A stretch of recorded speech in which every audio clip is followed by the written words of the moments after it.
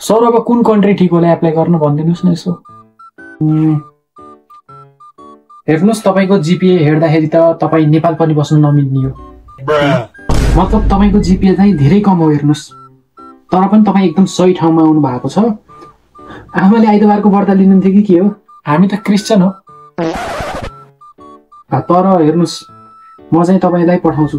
मेरो विचारमा तपाईँलाई जापान ठिक हुन्छ। हेर्नुहोस् तपाईँको जिपिए अनुसार भिसा पनि मजाले लाग्छ। हेर्नुहोस् अहिले त्यहाँ जापानतिर तपाईँ जापान जानुहोस्। सर तपाईँले यहाँबाट कहाँ पठाउनुहुन्छ? होइन तपाईँ चाहिँ कहाँ जाने हो भन्नुहोस् न। अहिले चाहिँ हाम्रो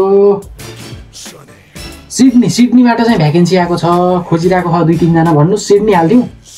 कहाँ सर सिडनी जाने त मेरो किडनी बेच्नु पर्ला नि।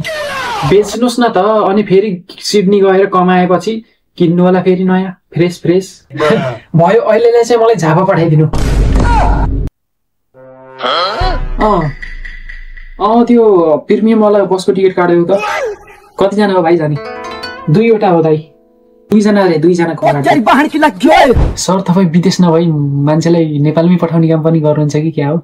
भाइ हेर काम भनेको सबै गर्नुपर्छ, ठुलो सानो भनेर हुँदैन है। सर हाम्रो नि यसो टोलमा चाहिँ 4 फाल्ने मान्छेको भ्याकेन्सी खुलेको थियो के अरे, पार्ट टाइम जबरको।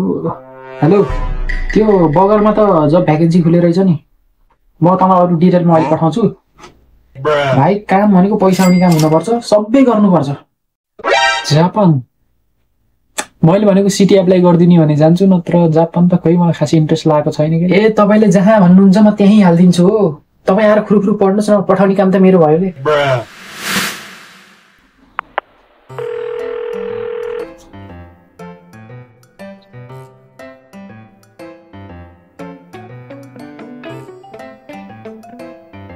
हजुर भन्नुहोस्।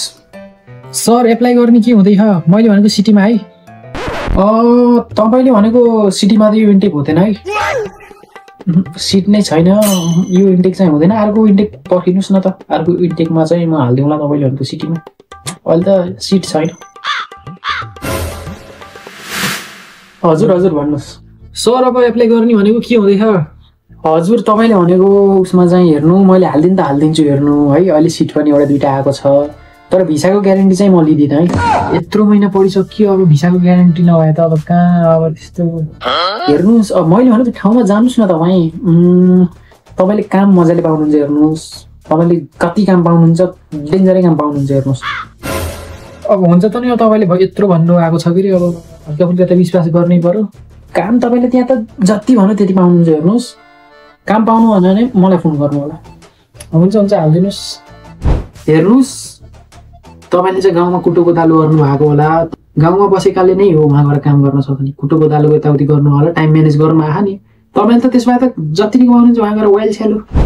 हेर्नुहोस् सहरमा बसेका नि के कम हुन्छ नि त? सहरमा झन् यता भाग उता भाग गर्दा टाइम कस्तो मिलाउन सक्नुहुन्छ? उहाँ गएर नि तपाईँहरूले यो काम गर्ने, अरूले खासै सक्दैन। सहरमा बसेकाले त झन् त्यहाँ काम पनि त्यति हेभी लोड हुन्न, तपाईँले यो गर्ने।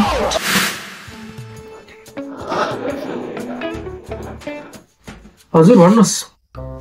सर तपाईँले के भन्नुभएको? मैले भनेको ठाउँमा जानुहोस्, 2-2टा काम पाउनुहुन्छ भनेर। यहाँ त हालतै खराब भइसक्यो त सर। काम पाउनु भएन अरे?